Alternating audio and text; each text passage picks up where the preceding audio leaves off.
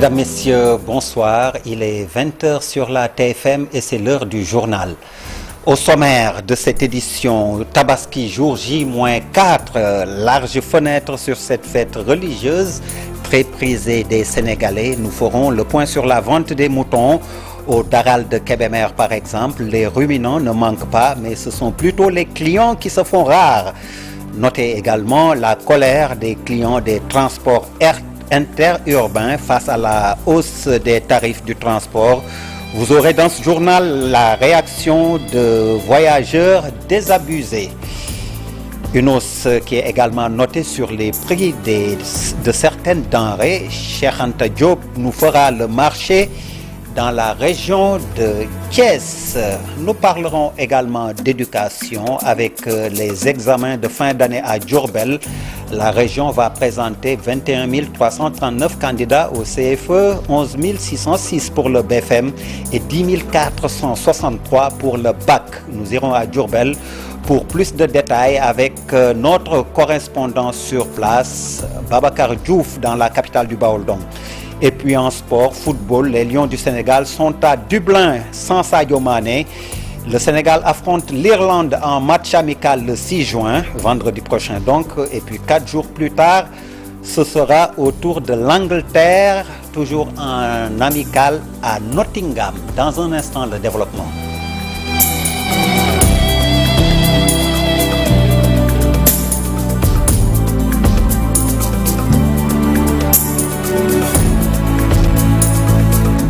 Bienvenue à toutes et à tous. Nous ouvrons cette édition avec les préparatifs de la fête de la Tabaski. À J-4 de l'Aïd el-Kébir, on assiste à une flambée des prix dans plusieurs secteurs économiques. Les transports d'abord, avec la colère des voyageurs.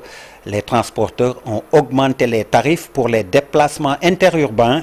C'est le constat fait par notre reporter Habib Faye.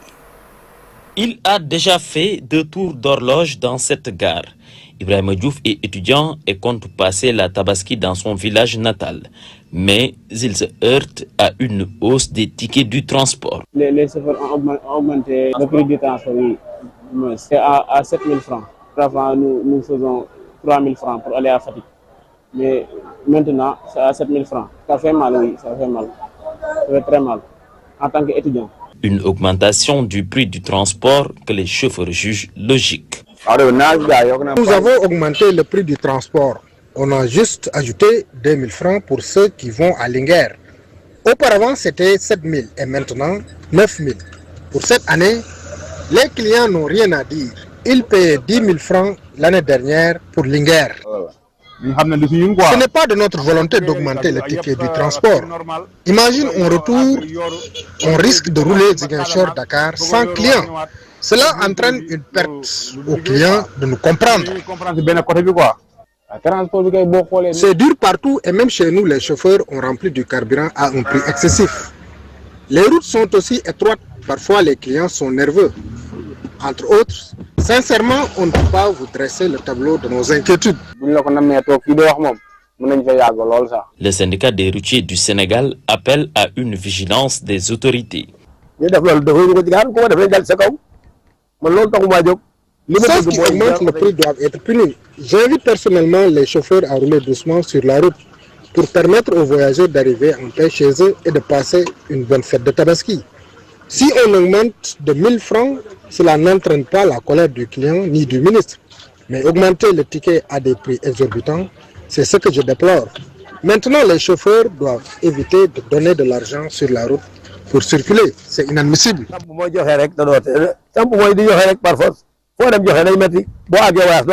À quelques jours de la grande fête, les voyageurs font face à une augmentation des prix du transport.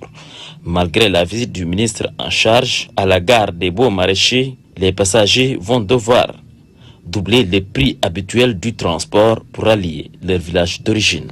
Parlons à présent du mouton qui est au centre de cette fête de Tabaski.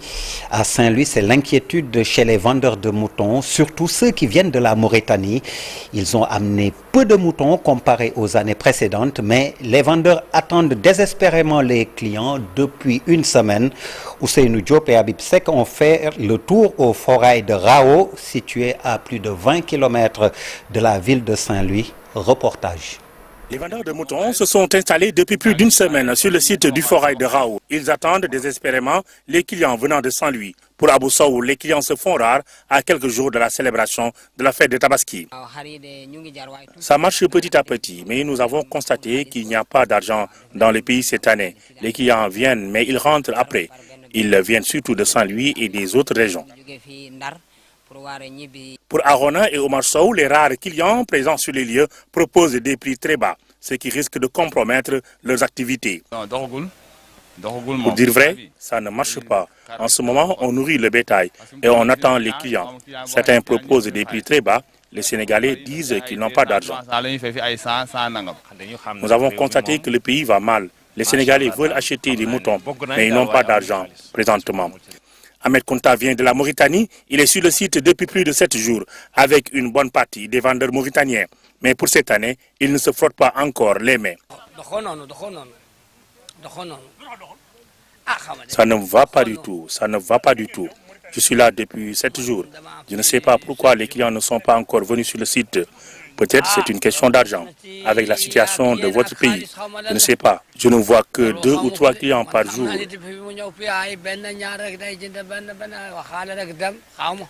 Comparé aux années passées, nous avons noté une baisse drastique des moutons venus de la Mauritanie. Paradoxalement, sur le site, on note la présence de quelques clients venus de Saint-Louis. Après Saint-Louis, allons à Kébémer pour parler toujours de cette Tabaski. Pour les besoins de la fête, le marché hebdomadaire de la localité a été transformé en point de vente de moutons. Si les ruminants ne manquent pas, ce sont plutôt les clients qui se font désirer. Les détails dans ce reportage signé Aminata Mbare Sow, Mamori Dieng. Des moutons à perte de vue, des commerçants en quête d'acheteurs, c'est l'ambiance dans ce point de vente situé dans le département de Kébémer. Nous avons une variété de moutons disponibles pour toutes les bourses. Le prix de mes moutons varie selon la bourse de la personne. Je viens de Sagata.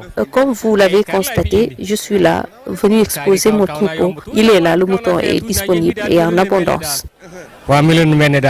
Dans ce marché hebdomadaire, la qualité et la beauté du troupeau contrastent avec la rareté des clients. Ils vont de 140 à 250, voire 300 000 francs CFA. Le mouton ne manque pas du tout. Le seul problème des clients, c'est l'argent. L'argent n'est pas du tout disponible selon eux.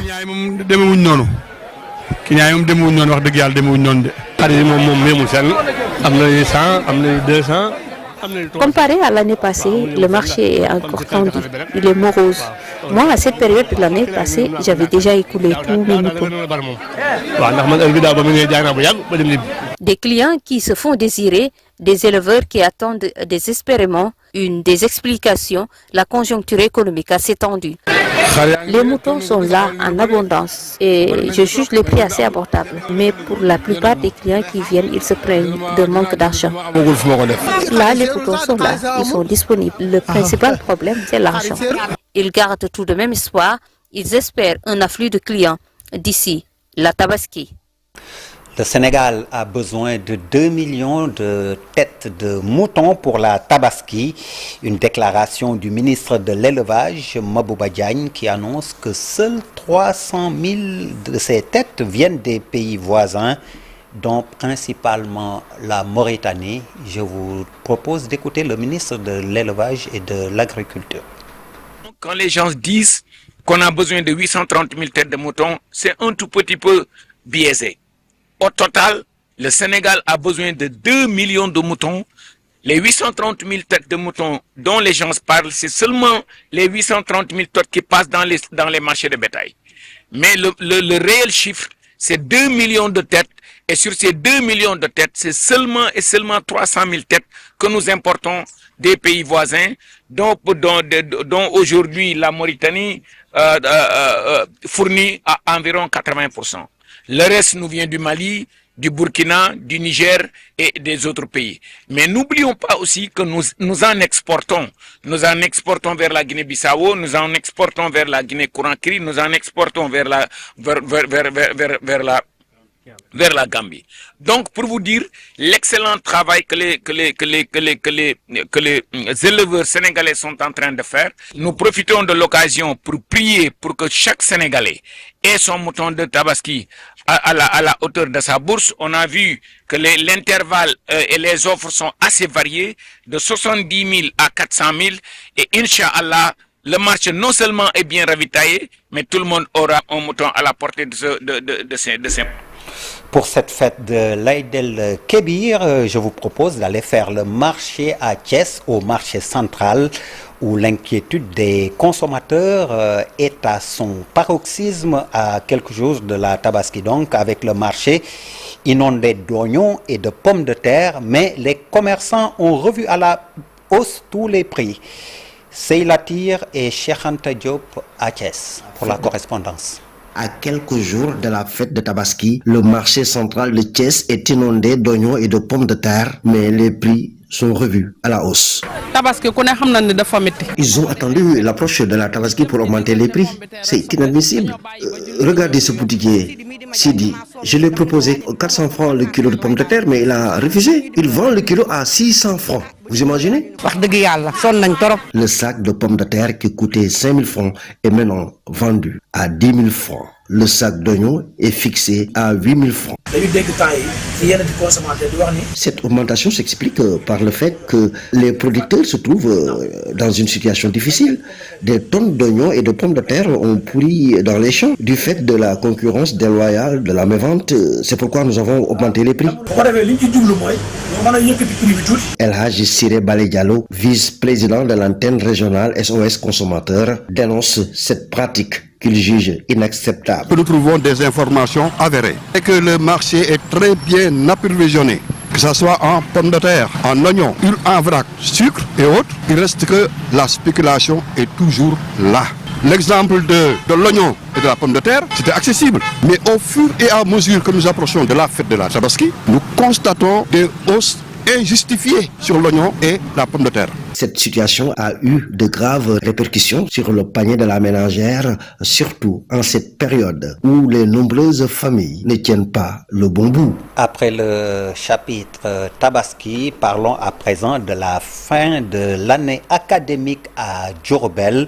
La région va présenter 21 339 candidats au CFE. Ils seront 11 606 pour le BFM et 10 463 candidats au baccalauréat. Comment l'Académie de Diourbel compte s'organiser pour que tous ces examens se passent bien.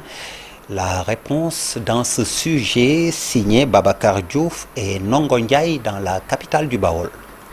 Le nombre de candidats a augmenté à tous les ordres d'enseignement. Pour la session 2025 au CFE, l'Académie attend 21 339 candidats, dont 13 114 filles qui vont être réparties dans 111 centres. Au BFM, nous avons 11 606 candidats, dont 7 495 filles réparties dans 63 jurys et dans 59 centres. Pour le baccalauréat technique, un centre, 2 jurys avec 747 candidats. Pour le baccalauréat général, 9 716 répartis dans 29 jurys et 22 centres, dont 2 centres secondaires. Ababacar Tsadirnian, l'inspecteur d'académie, pense déjà à leur santé et leur sécurité les jours des examens. Un aspect important, c'est la couverture médicale et sécuritaire. Nous sommes en période d'examen, et qui dit période d'examen parle effectivement de période de tension, de période de stress. Il peut ne pas manquer souvent quelques petites difficultés, mais si en amont, avec les sapeurs, avec la Croix-Rouge, avec simplement les médecins chefs de district, on parvient à faire une cartographie de l'ensemble des centres. Il n'est pas exclu de pouvoir mettre en place, n'est-ce pas, des dispositifs de veille et d'alerte pour aller vers, n'est-ce pas, une couverture médicale et sanitaire. Ibrahim Fall, le gouverneur de région, engage les services compétents. Je pense que c'est toujours au niveau opérationnel.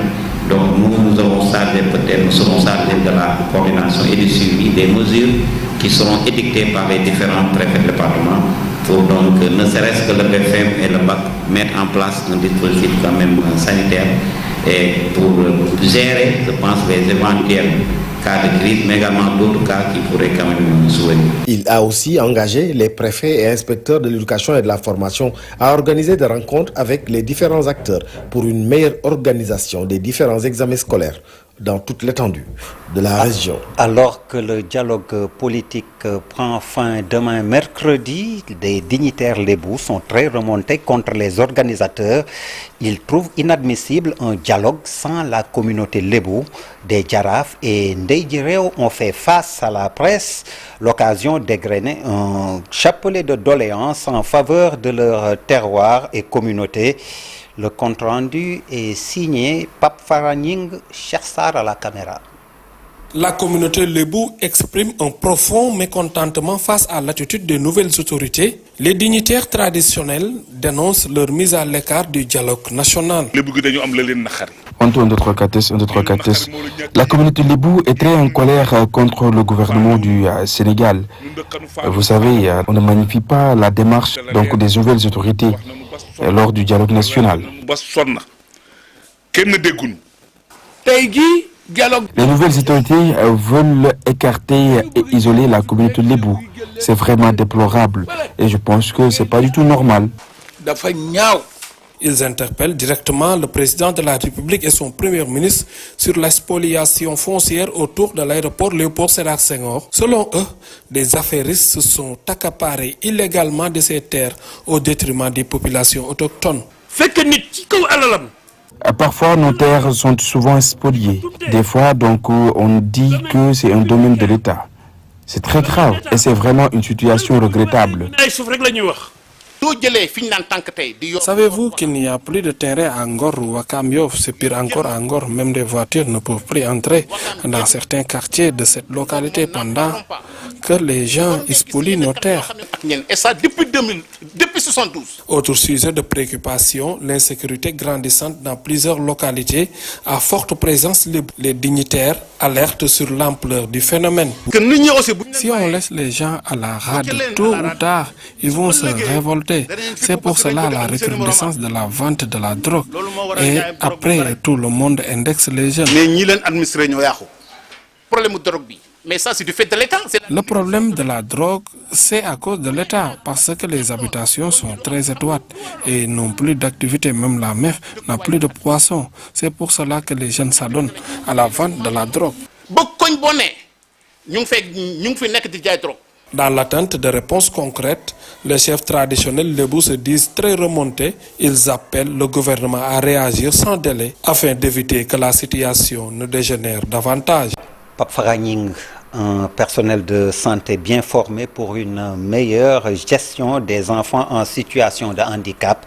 C'est l'objectif du programme Enfance et vulnérabilité sociale, innovation pédagogique et engagement pour un changement durable. Un colloque s'est tenu ce matin à Dakar pour clôturer le projet étalé sur 5 ans. Alassane Ba et Modou Diop ont assisté à la rencontre. Ce programme étalé sur 5 années s'est intéressé à l'enfance et les vulnérabilités sociales. L'innovation par la pédagogie de la simulation, dont la finalité est de mieux outiller les futurs soignants qui prennent en charge les enfants en situation de handicap.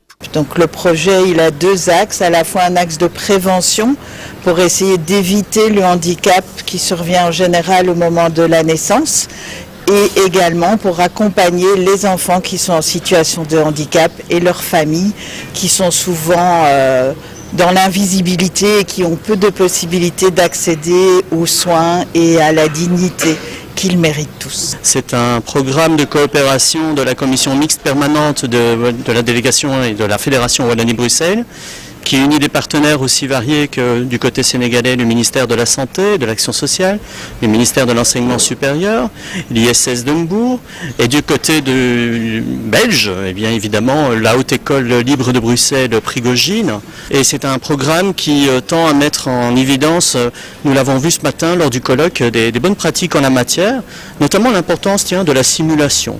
De pouvoir utiliser la simulation comme instrument non seulement de détection, mais également d'action.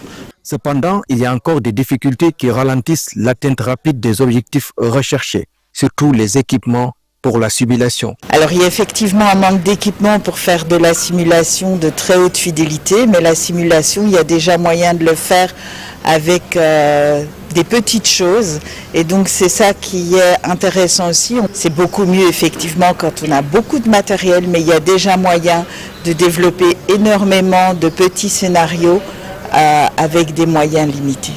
Le projet Evati arrive à terme. Les initiateurs espèrent trouver d'autres bailleurs pour pouvoir continuer ce programme. Et effectivement, le faire grandir, mais à l'heure actuelle, on ne peut encore rien dire parce qu'on n'a aucun projet qui a été validé, mais on recherche. Le programme Evati, qui a démarré depuis 2021, a soutenu plusieurs centres qui accompagnent des enfants en situation de handicap et des associations de parents.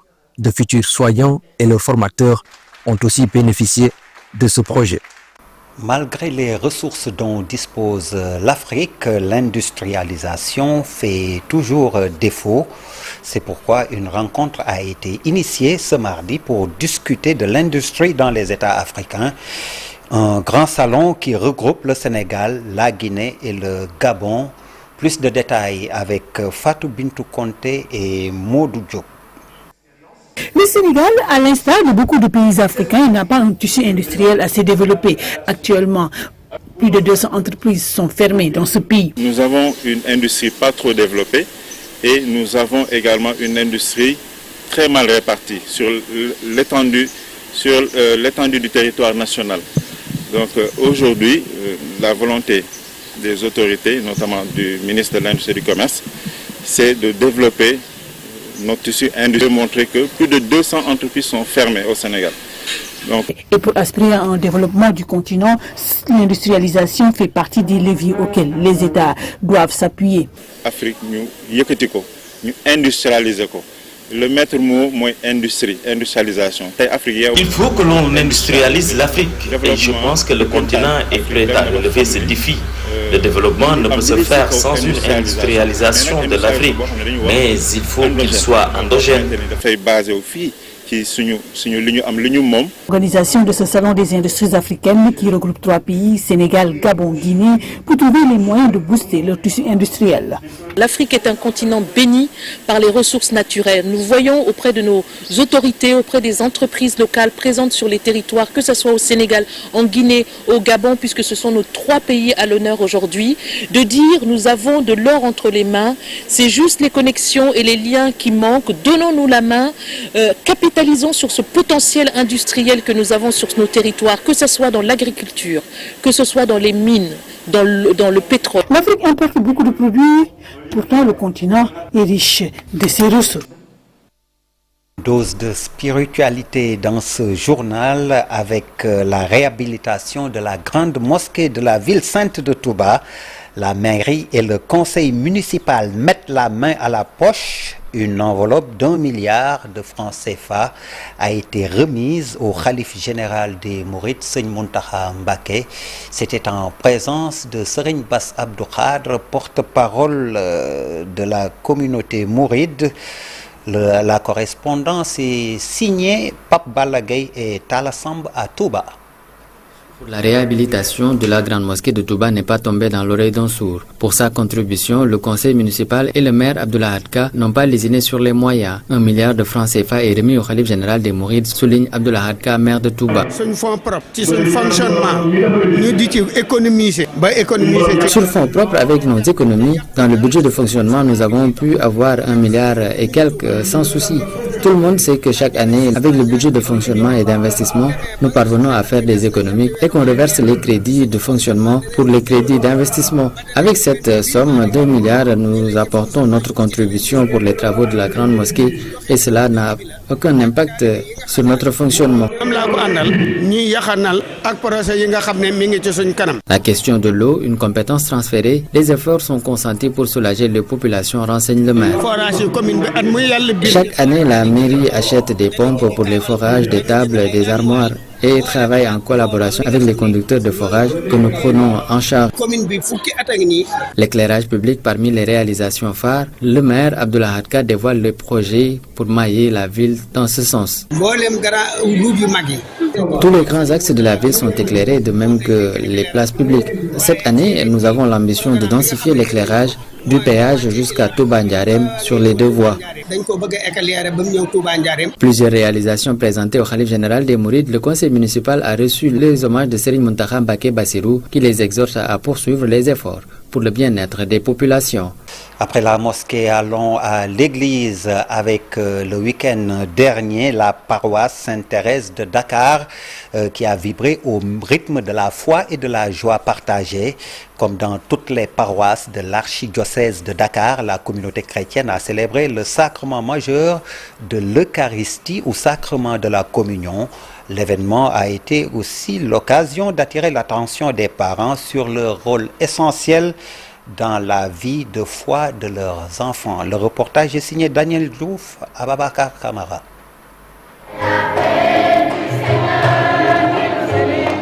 Une célébration à l'instar de toutes les autres paroisses de l'archidiocèse de Dakar. La première communion reçue ce dimanche par ses enfants, un temps fort de la vie chrétienne, le moment le plus important de leur vie de foi après le baptême.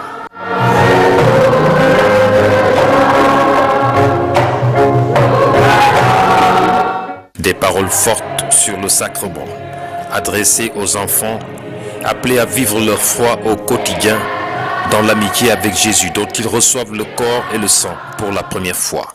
Chers communiants, vous allez recevoir le corps et le sang de Christ. Vous allez recevoir Jésus en vous-même. Et Jésus vous dira, vas-y, suis-moi, continue. Et pour continuer avec le Christ, il faut savoir emprunter le chemin de la connaissance. Connaître davantage Jésus, lui ressembler. Et c'est ce que Jésus doit vous demander. Toi, en qui je demeure, je veux que tu avances avec moi. Chers communiants, donc en recevant le corps de Christ, vous serez d'autres Christ. Vous serez assimilés à la vie du Christ et ne jouez jamais avec ça. Les parents également interpellés. Ils ont une mission première, celle d'accompagner la croissance spirituelle de leurs enfants, car recevoir un sacrement ne signifie pas la fin de la catéchèse, mais l'entrée dans une vie de foi plus engagée. Dans un monde qui peut paraître difficile et incertain, chers parents, chers parents et marraines, donnez le témoignage de paix, donnez le témoignage d'espérance. Mais cela, ce n'est pas faire de ces enfants des enfants rois. Non. Mais il faut en faire des enfants de Dieu. Ce n'est pas d'en faire des enfants rois. C'est d'en faire des enfants de Dieu. Votre responsabilité vis-à-vis de vos enfants doit être structurante pour que les enfants aussi puissent assimiler justement ce qui constitue leur devoir dans cette église.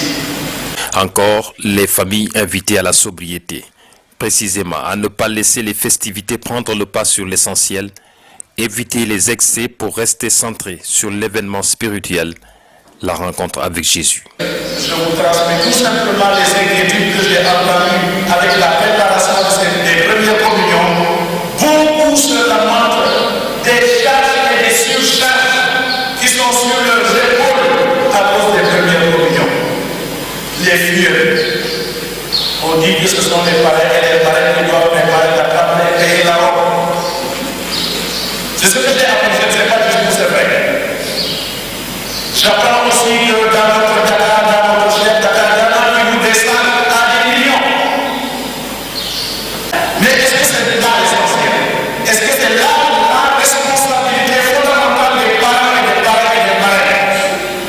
À Sainte-Thérèse, comme ailleurs dans l'archidiocèse, cette journée marque une étape importante.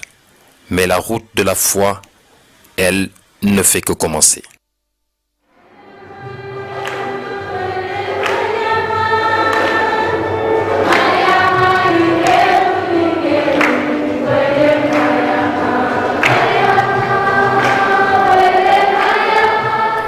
Daniel Diouf, merci pour ce beau reportage. Après la religion, une dose de culture dans cette édition. La cérémonie d'intronisation du nouveau roi de la mer s'est tenue à Fadiout. Antoine Samal Tchakan, c'est son nom, et sa mission est de protéger la mer et de veiller à la prospérité des produits halieutiques. Un événement d'une grande dimension culturelle raconté par Ndeye Mati Dieng et Mamadou Gueye. C'est avec cet rythme des tam-tams que le roi de la mer a été intronisé à Fadiout. Le Satchour, comme on l'appelle en sérère, est chargé de la protection de la mer.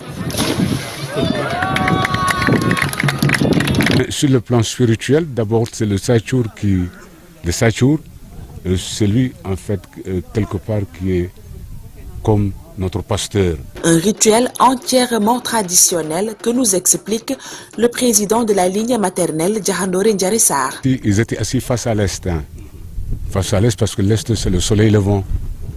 C'est la lumière. Cette lumière qui va les permettre de bien gouverner, d'avoir l'inspiration et d'avoir aussi la sagesse pour bien gouverner pendant le règne. Le coussinet parce que c'est une plante rampante. Qu'on prend quelque part ici. Et il est assis là-dessus parce que c'est rampant. Et les vieilles dames pleines de sagesse sont venues asperger le mil parce que le mil, c'est la source de notre nourriture. C'est le symbole aussi, en fait, de la bravoure. Le blanc symbolise tout simplement la douceur, la limpidité et la lumière qui doit l'accompagner, sans tache. Des prières seront formulées et des actions entreprises pour accompagner le roi dans sa mission de protection des produits halieutiques. Il doit y avoir une certaine harmonie entre donc, le culturel et le scientifique. Donc, il est intronisé Satchour, mais les populations aussi sont tenues aussi jusqu'à une certaine mesure de respecter les conditions favorisantes pour que ces prédilections arrivent. Le 13e Satchour de la ligne maternelle Djahandoré Ndiaressar s'appelle Antoine Samal Tchakan, un homme âgé, décrit comme un sage par les habitants de Fadiout. La page des sports à présent avec du football. Les Lions sont enfin au complet à Dublin.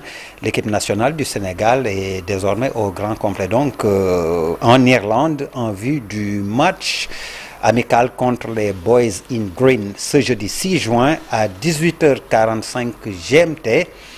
Les joueurs arrivés par vagues ont rejoint leur hôtel dans une ambiance détendue, comme en témoigne cette vidéo partagée par la Fédération sénégalaise de football. Le groupe va entamer les premières séances d'entraînement sous la direction du staff technique.